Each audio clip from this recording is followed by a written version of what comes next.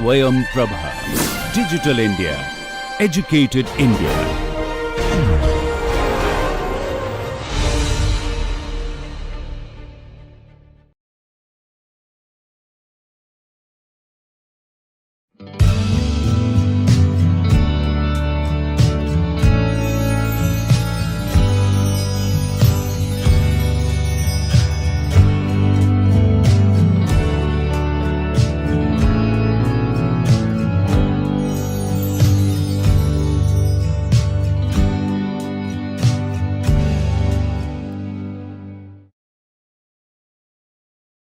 So welcome to the sixth module of the course. In this module, we shall discuss about the powder-based additive manufacturing processes. And in the first lecture today, we shall discuss about the powder feed additive manufacturing. So this is going to be the content for today's lecture. I shall start with the classification of powder additive manufacturing systems, and then introduction to powder feed additive manufacturing, further classification of powder feed additive manufacturing, and in that there is very important subsystem, that is the powder handling system, will be discussed in detail. Then in the end, in the today's lecture, I shall discuss about the popular powder feed based additive manufacturing systems. So the powder additive manufacturing systems can be classified into two categories. First is called as powder bed additive manufacturing, and another is called as powder feed additive manufacturing. In the case of powder bed additive manufacturing, we spread a layer of powder on a bed, and then from top either binder or an energy beam such as laser or electron beam falls onto it and melt this pre-placed powder and make sure that it got fused with the previous layer. The energy beam in that case could be either laser beam or it could be the electron beam. If the laser is used, two further popular methods are there. First is called as selective laser sintering, and another is selective laser melting. In the selective laser sintering, we sinter the powder instead of completely melting it, and in the case of melting, we completely melt the powder on the bed itself. So our today's focus is not the powder bed technology. So let us move to the next one, which is powder feed. In the case of powder feed additive manufacturing, we create a molten pool by utilizing a laser beam, and then we feed powder into it. Now, why do we only have option for laser here? Because typically in the case of powder feed additive manufacturing, the powder is delivered towards the molten pool through an argon gas. This argon gas carries the powder, and therefore it is not possible to use such powder handling systems in electron beam, because in electron beam we required high vacuum. We cannot also use the other heat sources such as plasma or TIG welding, which we discussed earlier, because in that case as well the powder feed may not be possible to feed into the molten pool created by that. Therefore, we left with only one option with the current availability, and that is the laser heat source. So typically the powder feed additive manufacturing uses a laser to create the molten pool, and in that molten pool we feed the powder from a separate nozzle. So typically this video can give you a demonstration how the process works. As you can see here in this video, from the center a laser beam is coming and it is creating a molten pool, and in that molten pool from a conical nozzle surrounding it the powder is coming, and that powder is falling into the molten pool, getting melted and deposited on the substrate. Of course, you can see some powder is spattering here and there. Those particles may be because of its high velocity and may not be falling exactly onto the molten pool.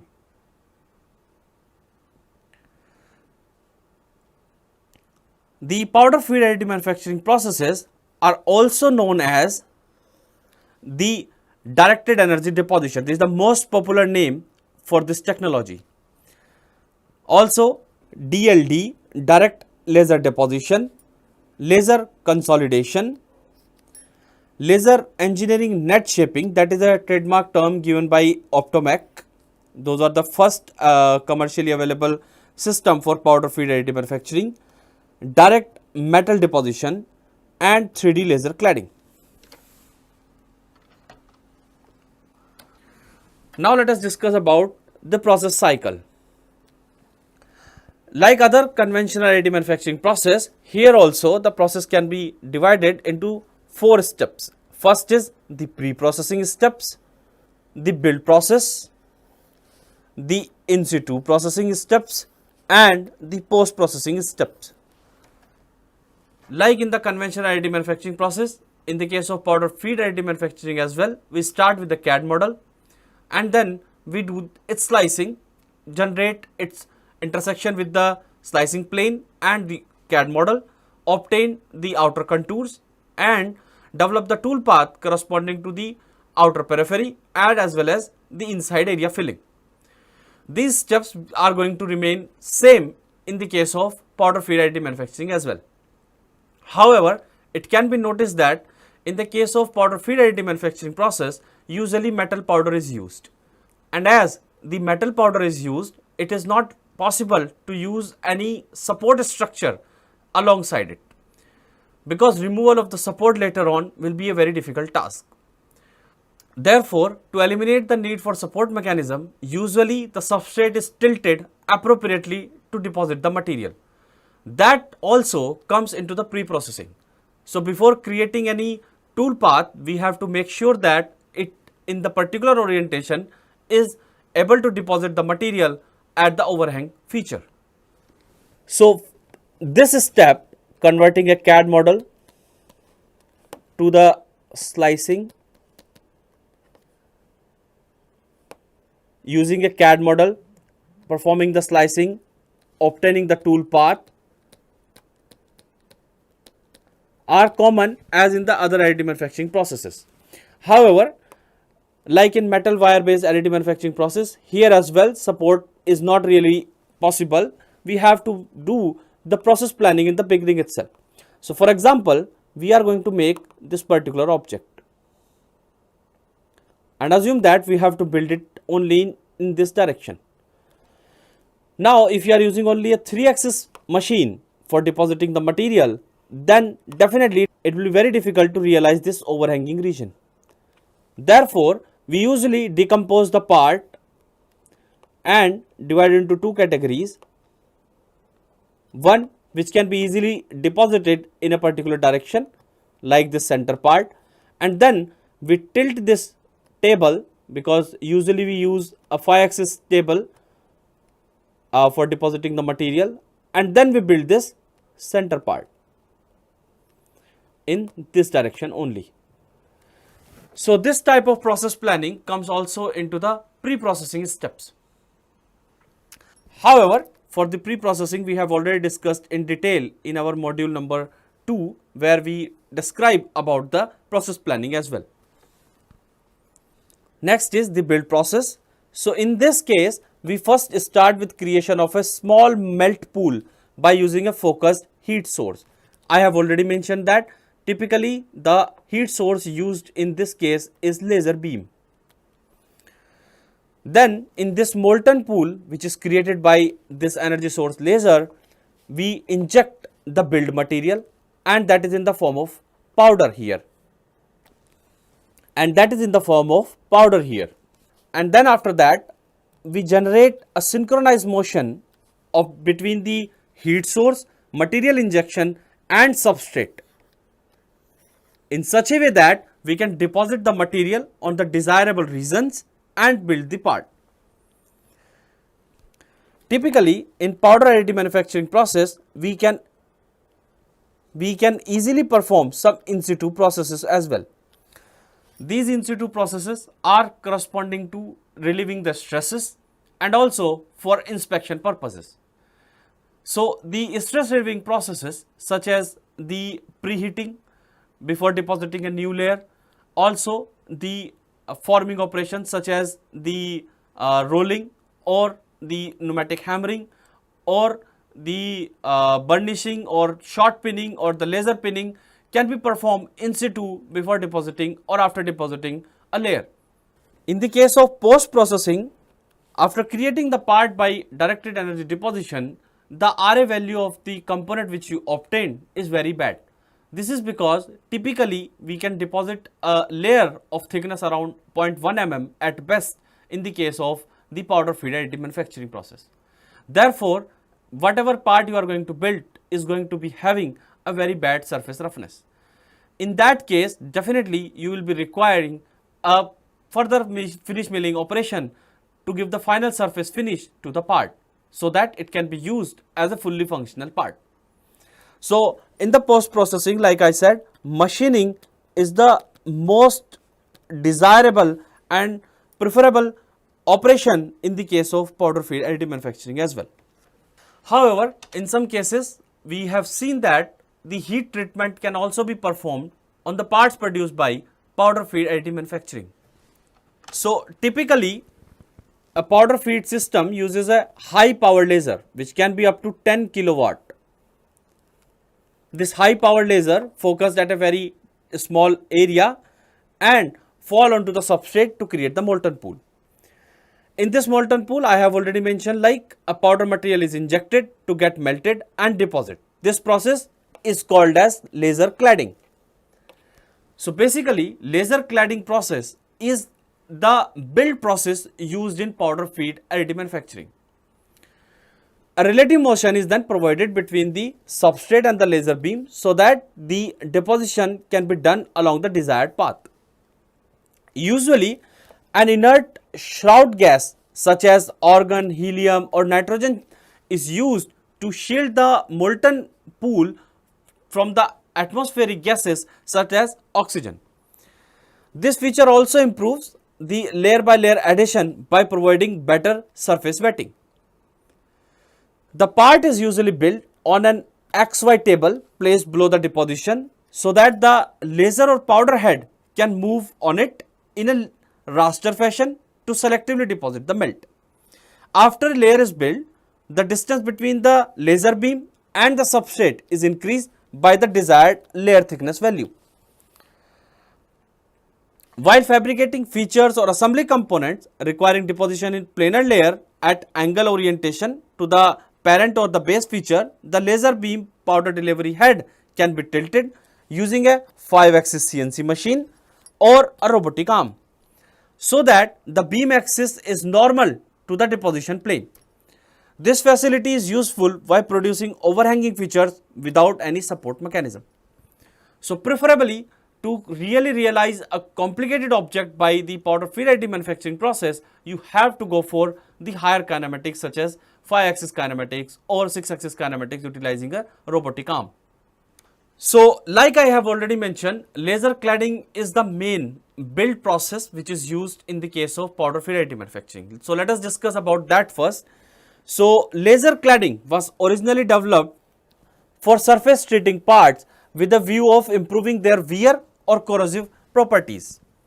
The process aimed to clad a new material onto part surface with minimum dilution of the substrate, and it was developed first of all by Professor William Steen, and this was the typical system, the first system for laser cladding. Here they have used a CO2 laser, a high power CO2 laser, and this laser is coming like this from here. It is not visible because the wavelength of CO2 does not fall into the visible range. Then when the laser fall onto the substrate, it creates a molten pool. So, this is the molten pool.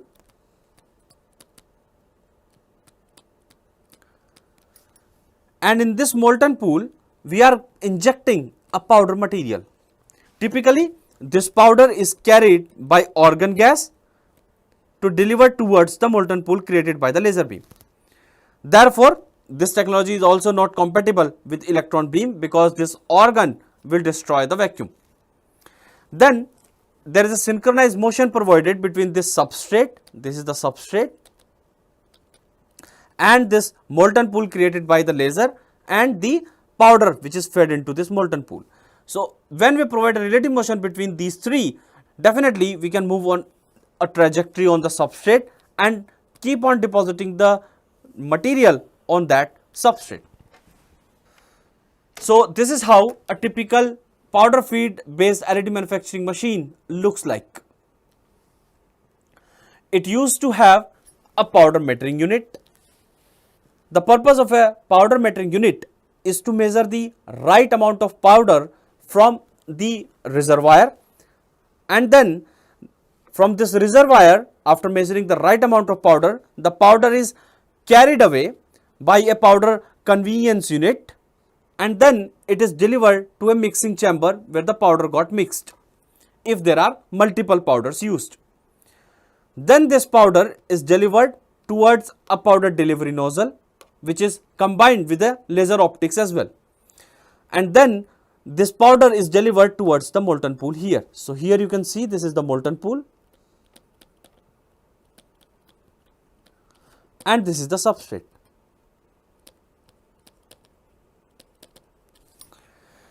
As we are providing a relative motion between this powder delivery nozzle and the substrate by utilizing an appropriate controller such as the CNC controller, then definitely we can deposit the material along the desired trajectory like already mentioned. So based on these subsystems for the typical powder feed based additive manufacturing system, we can give a proper classification for the same like we did for other additive manufacturing processes. So what are the materials we can really use here? So what are the materials possible for powder feed based additive manufacturing? First is of course the metal. Then there is a possibility of polymer, but not really very much explored. It's difficult to deposit ceramics, but people have explored this material as well. Then the powder handling system. I have already mentioned in my last slide, the powder handling system is divided into three categories. One is the metering unit, the second is conveying unit, and third is the delivery unit.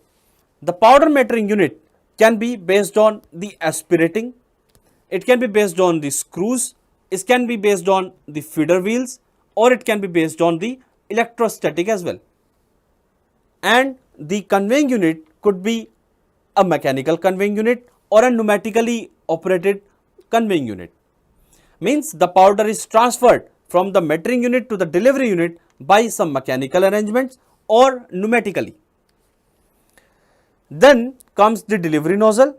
The delivery nozzle can be the gas assisted nozzle, it can be vibration assisted nozzle, or it can be the gravity driven system.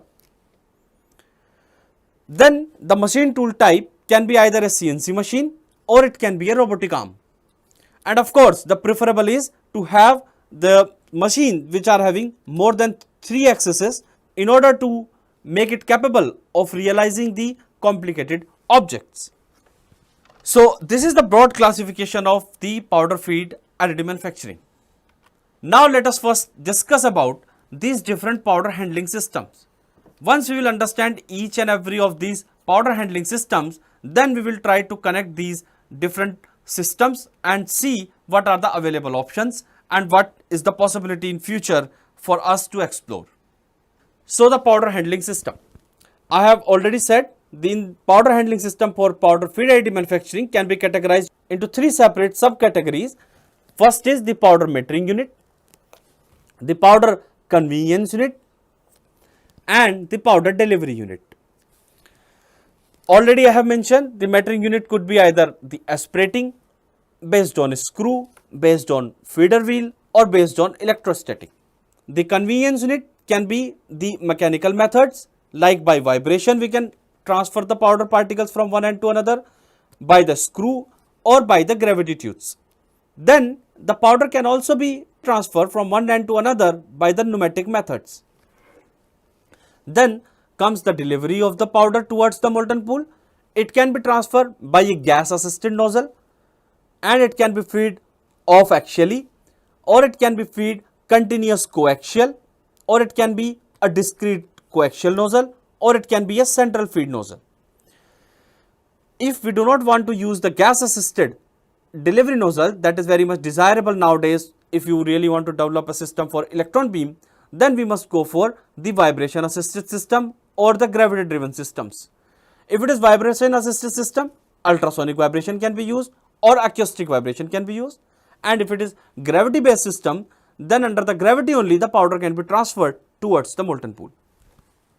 So now let us discuss first about the powder metering and convening unit.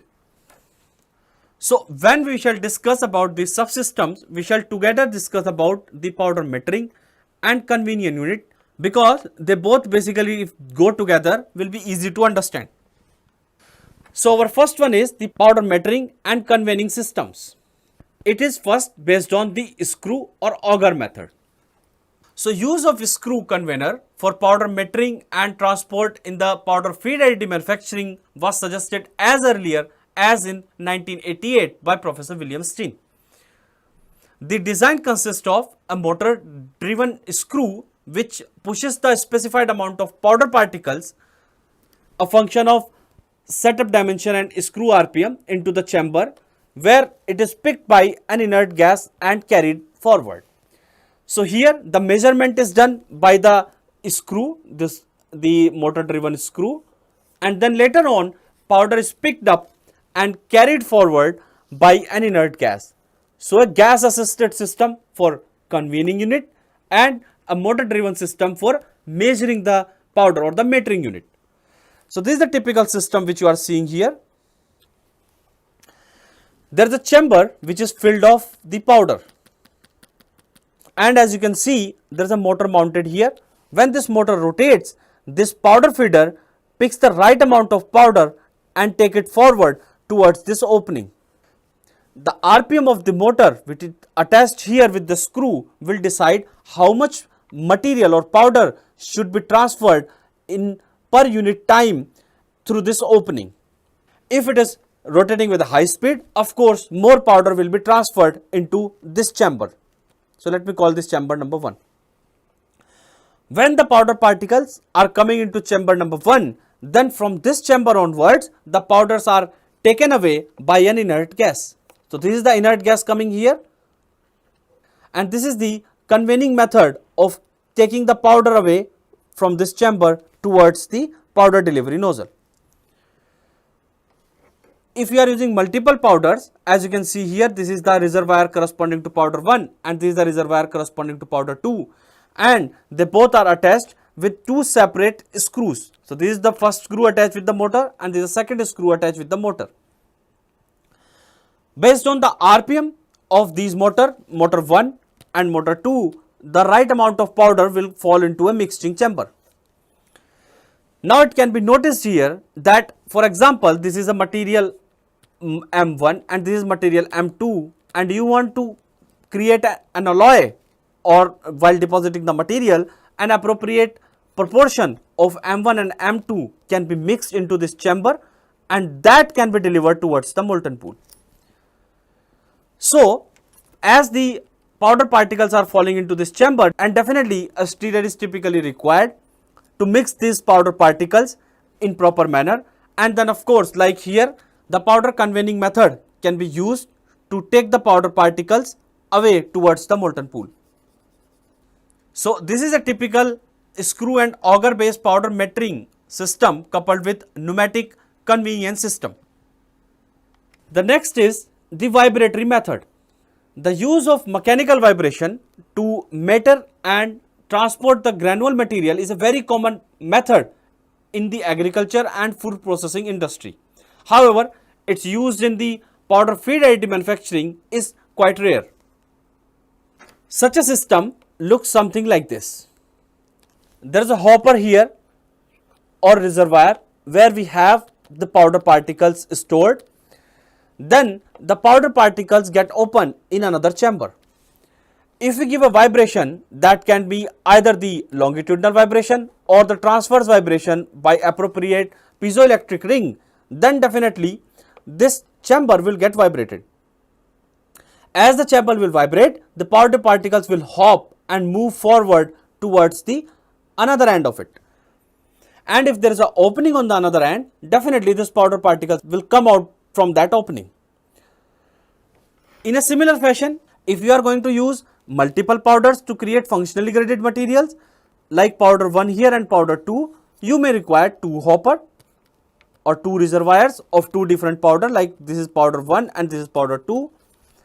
and when the vibration plates corresponding to both of these reservoirs vibrate with different frequency, the amount of powder will be decided like M1 and M2, and these powder particles are now going to deliver into a mixing chamber, where the powder particles are going to get mixed properly, and then they will be transferred towards the molten pool by an appropriate powder conveying unit.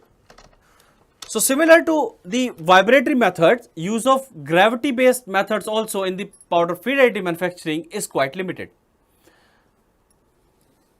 A challenge associated with gravity based system is the phenomena of jamming.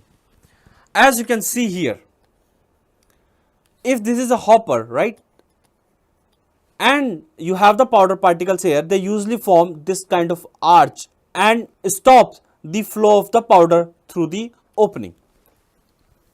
Usually the thumb rule says the diameter of this opening, which I am writing as capital D, and the diameter of these powder particles, which let me write it as small d, if this opening is greater than approximately 3 to 4 times d, then definitely the powder may flow appropriately. But if it is less than 3 to 4 times diameter of the powder particle, then definitely there may be a possibility of jamming the powder into it. So due to that, we restrict ourselves to have a bigger opening, and therefore a precise delivery of the powder particles towards the molten pool may become a difficult task here. So a typical gravity based system may look something like this. As you can see here, there are hoppers with a very long column, and they are typically called as the gravity tubes. From these, the powder particles are coming into an annular shaped nozzle, and then the powder particles are delivered further. To take the advantage of gravity only, these columns are made of such a large height. So this is a method of transferring the material from a metering unit towards the delivery nozzle. Now how do we measure the right amount of powder? That can be done by the two methods we discussed. One may use a screw conveyor to rightly measure the amount of powder. For example, here there are two materials M1 and M2 and attached with two screw based systems.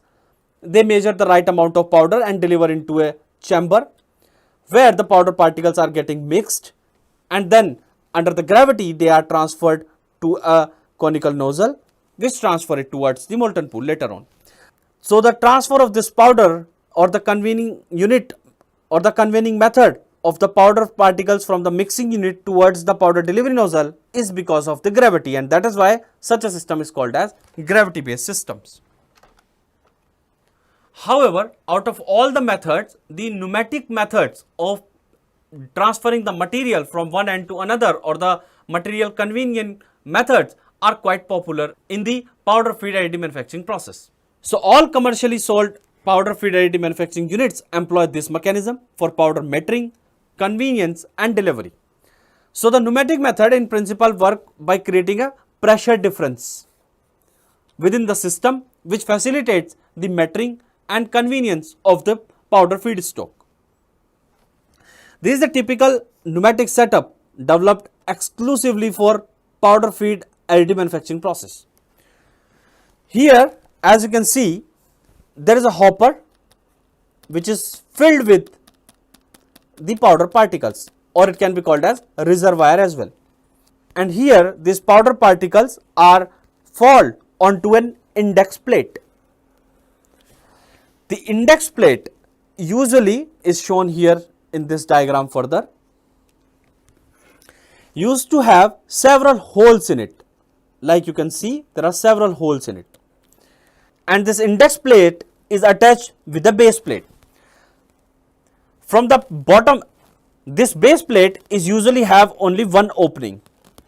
This opening is attached with the compressed gas cylinder, that can be an inert gas such as argon, and this argon gas comes towards this opening of the base plate. If the opening of this base plate, as you can see in this diagram, is matching with the opening of the index plate, the gas coming from the compressed inert gas line will take away the powder from the reservoir and deliver it towards the powder delivery nozzle. And the same unit can act as a metering unit as well.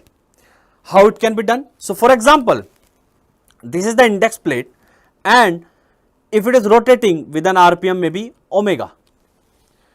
So, in that case, the opening of one particular hole, let us consider this particular hole of the index plate, will become coaxial with the base plate hole at a particular time. Then after some time, the next hole will become coaxial with this base plate. In between this, there will be a portion which will close this hole which is available in the base plate, and at that time no powder material will be deposited. So, when the disc is rotating and this particular portion which I am highlighting right now, if this particular portion is coming over the base plate, no powder particle will be delivered in that case. But now, if my disc is rotating with a very high speed, then such event when this base plate opening is getting closed will occur very few times, and hence more powder will be delivered. But if this speed is less, of course, there will be more time when the opening of this base is closed and the powder is blocked to transfer. So, as you have seen in this system, based on the appropriate rotation of the index plate, we can decide that how much powder should deliver towards the delivery nozzle. So, here we have seen a typical pneumatic method for metering as well as convening the powder particles from the hopper towards the delivery nozzle. The another method for the same kind is described here in these two popular systems. Now, this one, which is here, the first one is having a hopper or reservoir where the powder particles are stored. There is a rotating disc and a fixed disc in this case. The fixed disc doesn't move and remain stationary, but the rotating disc keep on rotating with a particular RPM. There is a groove on the rotating disc, and when this groove come under this hopper, it will pick some powder particles from the hopper under the gravity, of course, and as it is keep on rotating, these powder particles will transfer. Now, there is a vacuum line here which suck away the powder particles from these grooves at another location on the rotating disc. Now, one can observe that if this RPM, the rotation of the rotating disc, is fast or it is rotating with a high RPM, of course, the powder particles will come more often under this vacuum line and more powder will be delivered. But if it is rotating with a slow speed, less powder particles will come under this vacuum line over the period of time, and hence less material will be transferred. So, this system can be used for the powder metering as well as the powder conveying also. The another similar system is shown here. Here again there is a hopper which used to have lot of powder particles in it, and then there is a valve attached with it. When the valves open, the powder particle fall into a chamber which is shown here. In this chamber there are three sub chambers. I will divide, like this is chamber 1, subchamber 1, this is subchamber 2, and this is subchamber 3. And this wheel keep on rotating. Now, this wheel will decide how much powder should be delivered towards the delivery nozzle. So, how it works? The chamber number 2 of this big chamber is attached with a compressed air line. When the air is coming into the chamber 2, whatever powders are available, whatever powder is available in this chamber will be taken away towards the delivery nozzle. Also, one line of the compressed gas is going towards the hopper as well, and based on the timing, of course, this powder particle from the hopper will also be transferred into the chamber number 1. Now, you can notice that the rotation of this black color wheel will decide with what frequency the powder from chamber number 1 to come to chamber number 2. And of course, if the speed of this metering wheel is high, it will transfer the material more frequently from chamber number 1 to chamber number 2, and as a result you will get a high mass flow rate of the powder. Of course, after transferring, the chamber number 3 is always empty, and again by the rotation of metering wheel, this emptiness of this chamber is transferred to the chamber number 1, and it will further get filled later on by transferring the material into it. So this is how a typical rotating metering wheel based pneumatic powder metering and conveying system works. The next powder metering and conveying system is the electrostatic method. So basically the electrostatic valves retarded the flow of the material falling into a pipeline under the gravity, and it can reduce its flow as much as from 50% to 3%. The system is sensitive towards particles' electrical conductivity. So of course, the flow of the particle which you are going to control through this method has to be or should be the electrically conductive powder particle. So a typical system is shown here. So what happened? There is a reservoir here, the hopper, and the powder is falling into this tube, from this tube towards the powder delivery nozzle under gravity, simple gravity. And of course, the diameter of this tube will be definitely larger than the 4 times of the diameter of the particles flowing through it, so that the powder particles can flow very smoothly. Even it will be very larger than 4D. Now there will be some electrodes mounted at a particular location on this pipe. When we supply appropriate current into these electrodes, what will happen? The powder particles, those are close to the valve of the pipe, will get stick to it, right?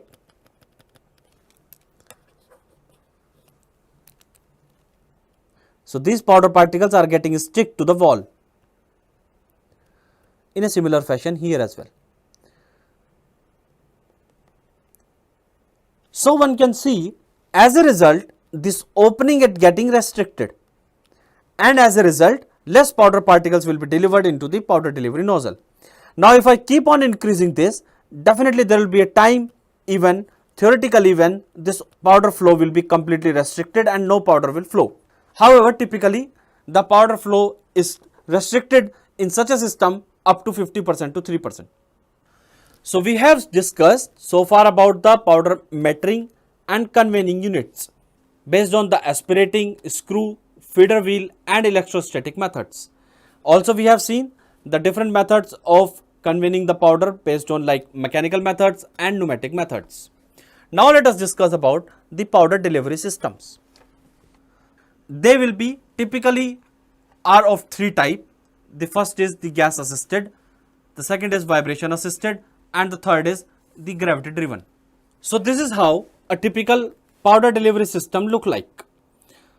So let us first discuss about the gas assisted.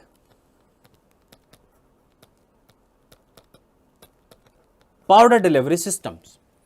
So there could be 5 types of gas assisted powder delivery systems. Those are here listed. The first one is the lateral feeding or off axial nozzle, as you are seeing here in this diagram. Why it is called as lateral feeding? Because you are creating a molten pool by a laser which is coming through this axis, as you are seeing here. This is the vertical axis, and off axis to this, not really coaxial with this axis, there is another axis corresponding to the streamline of the powder. So this is offsetted by an angle maybe theta, and that is how you deliver the powder. But the issues corresponding to that are same as we discussed in the case of the side feeding into the TIG welding. Here, due to the side feeding, definitely the process may not remain omnidirectional, and you may not be able to move it in any direction, which is most desirable feature in powder feed additive manufacturing, and hence may not be able to obtain the desirable property at each and every location while moving on nonlinear trajectories. However, such nozzles are still popular for cladding or adding material to make sure that the feeding direction is always remain consistent. So this is the lateral feeding. Further, to improve this system, the continuous coaxial system came into the picture. In that, the laser is coming at the center as you are seeing here, and the powder is delivered through a cone which get converged at the end and finally converge to a very small area at the focal point. The next is the discrete coaxial nozzle, which is nothing but the approximation of the coaxial nozzle itself. So, instead of having a cone of powder, one can use multiple nozzles also mounted at a particular angle apart on the periphery of this cone. Here again, the laser is coming at the center and powder is delivered from different sides. As a result, if you see, the powder delivered at the molten pool will be having a symmetry and looks like coming from all the sides, and therefore the process will be still omnidirectional and you can move in any direction. The next is the central feed with annular nozzle. In that case, we used to have the powder particles coming at the center, and the powder particle stream is enclosed by a conical laser. Here definitely you will be required some expertise into the laser side.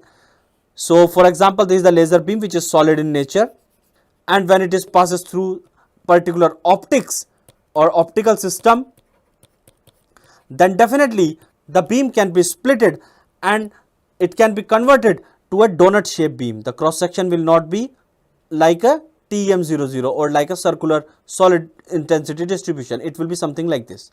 If the intensity distribution is like this, there is no laser at the center, there is no power available at the center, while it is available only on this donut like region. As a result, we can feed powder in this range, and definitely this donut inner radius is keep on reducing with respect to the focal point, and at the tip definitely it will become again a solid beam. So, by that time, but the powder can be delivered into this zone. Such a systems are found to be having a very good catchment efficiency as well, and the efficiency of the systems are quite high, but you have to have the expertise into the laser beam manipulation by the optical systems. Also, an approximation of the same is shown here, where multiple laser beams are used and the powder particles are coming from the center. Further, in that case as well, a simple laser beam can be splitted into multiple parts and then further get converged at a particular location, and during splitting and converging further, the powder particles can be transferred from the center. This is the central feed with discrete laser, means multiple lasers.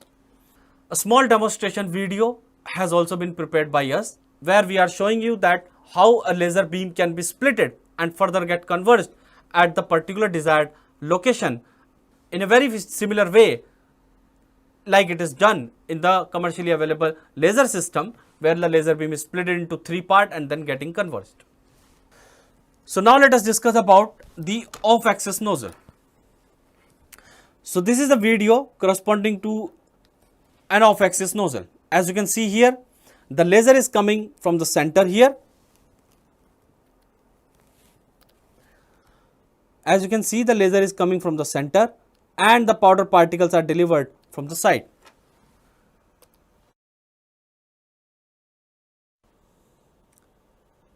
As a result, in that case, the delivery of the powder will not be coaxial with the laser beam, while it will be deposited off axially. Feeding of powder oblique to the heat source facilitate easy setup design. This type of systems are very easy to design. However, the lateral feed nozzles create an asymmetry in powder temperature, laser intensity, and resulting the melt pool as well. To avoid this anisotropy in the powder feed based additive manufacturing systems and to achieve high dimensional accuracy of the builds, the coaxial nozzles are usually preferred in the system.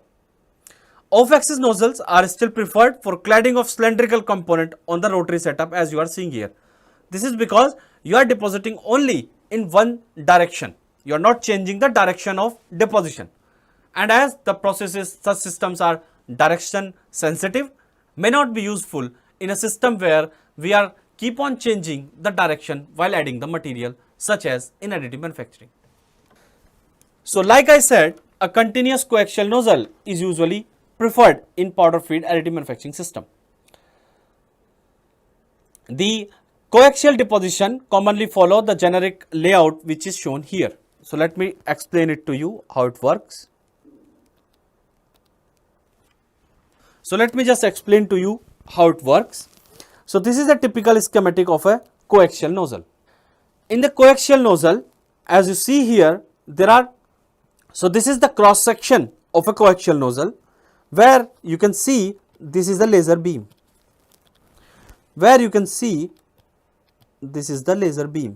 which is coming from this end. Of course, it is getting focused at a particular point and then further getting defocused. When it strikes to the substrate, it creates a molten pool. In that molten pool, the powder particles are coming. Now, you can see that there are 3 openings usually, which is coaxial of course, surrounding the laser. First opening is corresponding to the inert gas, which is usually used to protect the optics of the laser. So this particular channel which you are seeing here, from here the inert gas is coming, and as this inert gas is having pressure on the downward side, any fume or powder particles, those are striking to the molten pool, may not be able to reach towards the optics of the laser, because if it is happening, then definitely you will be able to damage your optics available on the top side. So the purpose of this inert line of the gas is to protect the laser optics. Then after that, there is a channel which you are seeing here. This channel is to transfer the powder particles towards the molten pool. Usually in such nozzles, there is a reservoir on the top, as you see, to compensate if there is any fluctuation into the powder particles. Then of course, the powder particles coming and going towards the molten pool will be having a diameter which is corresponding to the minimal diameter of the powder stream and called as the focal length. Again, there is third port also, which is corresponding to the shield gas.